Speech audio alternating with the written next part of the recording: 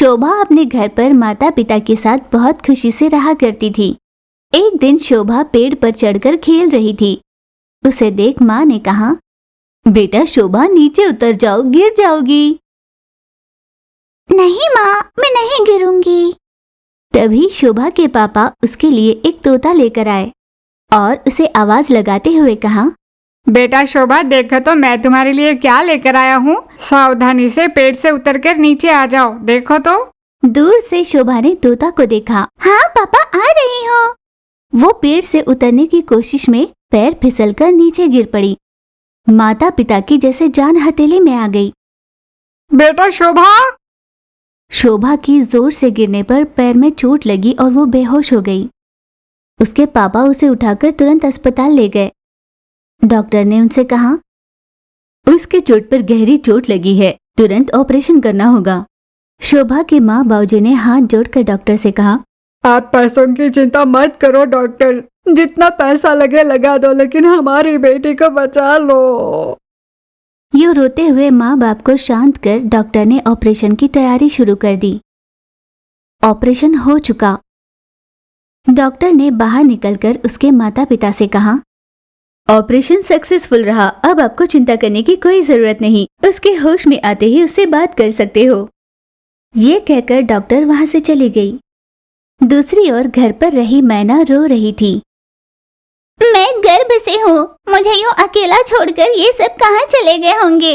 मुझे बहुत भूख लगी है। मैं आसमान में अपने दोस्तों के साथ स्वेच्छा से उड़ती हुई बहुत खुश थी। जहाँ भी फल मिलता खा लिया करती थी, पर इन्होंने मुझे बंदी बनाया और यहाँ लेकर आए, और खाने के लिए भी मुझे कुछ नहीं दिया। यूं मैना दुखी होकर रो रही थी। हॉस्पिटल में होश में आई शोभा ने माँ बाबूजी से पूछा, माँ बाबूजी, हम यहाँ क्यों आए हैं? मुझे घर जाना है, मुझे यहाँ अच्छा नहीं लगता, मुझे यहाँ नहीं रहना। यूं वो जोर जोर से चीख कर कहने लगी। उसकी आवाज सुन डॉक्टर तेजी से वहां पर आई और उसे इंजेक्शन देकर सुला दिया। डॉक्टर साहब, मेरी बेटी को क्या हुआ? वो ऐसी बातें क्यों कर रही है? ब्रेन से संबंधित ऑपरेशन था ना, तो कुछ दिनों तक ये ऐसे ही रहेगा। बिना चुके इसे दवाइयाँ देते रहना और खाने पीने का भी अच्छे से ध्यान रखना। आपको इसका ध्यान रखना होगा। लगभग 1 महीने बाद ये पहले जैसी हो जाएगी। डॉक्टर ने उन्हें सावधानियां बताई और शाम तक उन्हें डिस्चार्ज कर दिया, जिससे वो अपने घर लौटे। घर लौटकर पिंजरे में निढाल होकर बैठी मैना को देखकर उन दोनों ने कहा, हे भगवान, इस चक्कर में हम मैना को तो भूल ही गए। इसे जल्दी से कुछ खाने के लिए दे दो। ऐसे उसने अपनी पत्नी से कहा। पत्नी तुरंत मैना के लिए कुछ खाना लेकर आई। यूं ही दिन बीतते चले गए। हर दिन तोते के लिए कुछ न कुछ खाने का आहार रख देते और उसका बहुत ध्यान रख रहे थे। अब मैना को वहां रहना अच्छा लग रहा था। शुरुआत में तो मैं बहुत डर गई थी, पर अब मुझे बहुत अच्छा लग रहा है। ये सब मुझे समय समय पर खाना देते हैं। हर दिन तरह तरह का खाना खाने के लिए मिल जाता है। अगर ये मुझे आजादी से घूमने दे तो और खुश हो जाऊंगी। यूं मैना मन ही मन सोचने लगी, पर शोभा को उसकी आवाज बिल्कुल अच्छी नहीं लगती थी।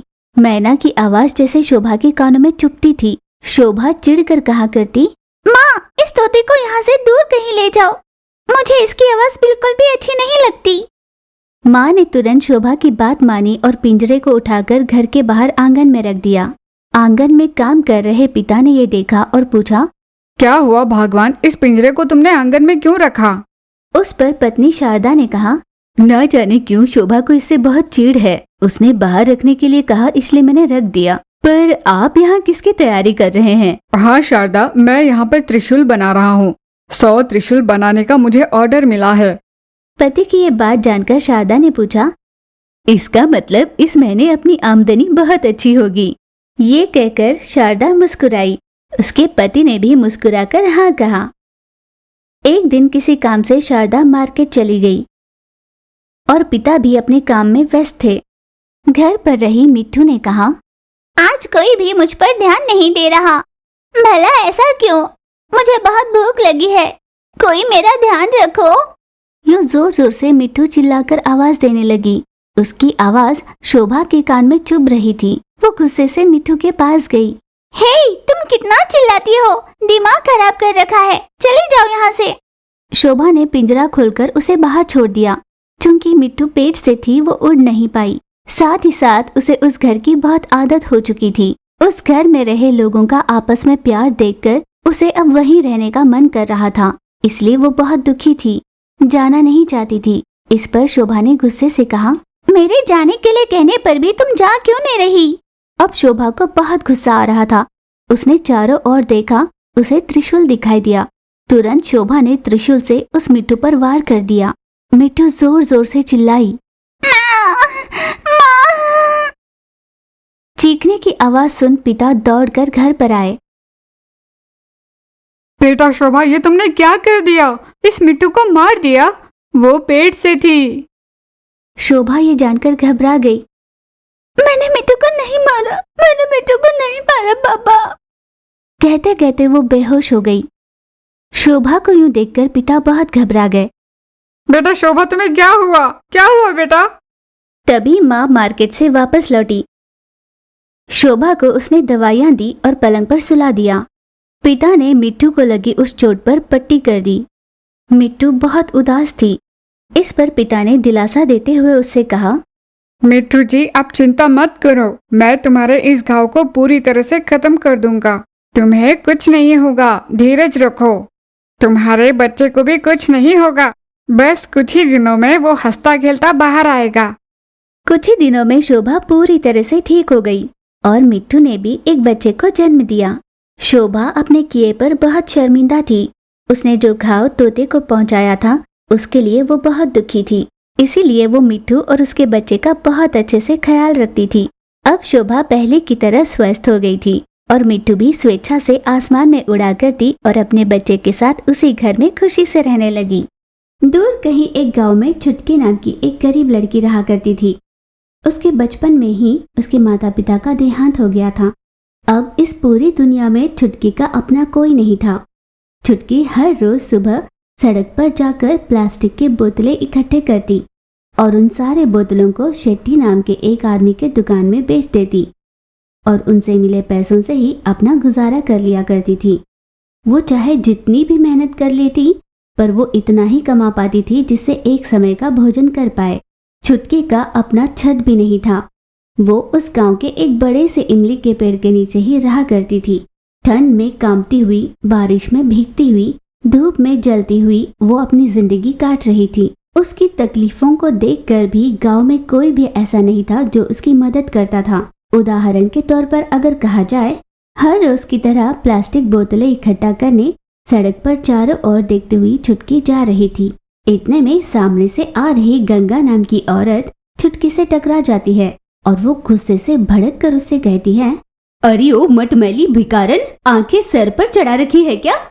नहा धोकर मंदिर जा रही थी और तूने मुझे छूकर मुझे अपवित्र कर दिया। ना जाने कितने दिनों पहले नहाई होगी, तुझे देखकर मुझे घिन आ रही है। चल हट यहाँ से, अब तेरी वजह से मुझे वापस जाकर नहाना होगा। उस पर छुटकी ने कहा, देखिए आप बाहर से कितनी साफ सुथरी है, ये मायने नहीं रखता। गधे और घोड़े को सवार कर सजाया जाए तो वो दोनों एक जैसे लगते हैं। इंसान सूरत से नहीं, सीरत से खूबसूरत होता है। आपको सफाई ऊपर लगी इस मिट्टी की नहीं, बल्कि आपके मन की करनी चाहिए। जब आप मंदिर जाओ तो भगवान के सामने हाथ जोड़कर जायदाद धन दौलत ना मांगो, अपने लिए साफ मन मांग लेना। तेरी जबान इतनी लंबी कैसे हुई? तू रुक, आज तो मुझे देरी हो रही है, इसलिए आज कुछ ना कहूंगी। किसी दिन मिलना, तेरी खैर नहीं। ये कहकर गंगा वापस अपने घर चली गई। इस तरह हर रोज कोई न कोई छुटकी को कुछ न कुछ सुनाया करता।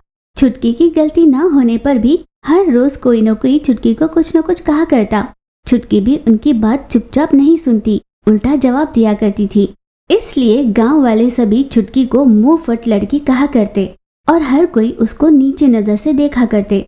इन सब को नजरअंदाज कर हर रोज प्लास्टिक बॉटल्स तलाश करने के लिए छुटकी जाया करती। कूड़ेदान में छुटकी को कभी कभी कुछ और चीजें भी मिला करती थी, जैसे टूटे पुराने खिलौने, किसी के पुराने जूते या घिसे हुए चप्पल भी मिला करते थे। छुटकी उन्हें पाकर बहुत खुश हुआ करती और उन सबको समेटकर अपने पेड़ के पास आ जाया करती।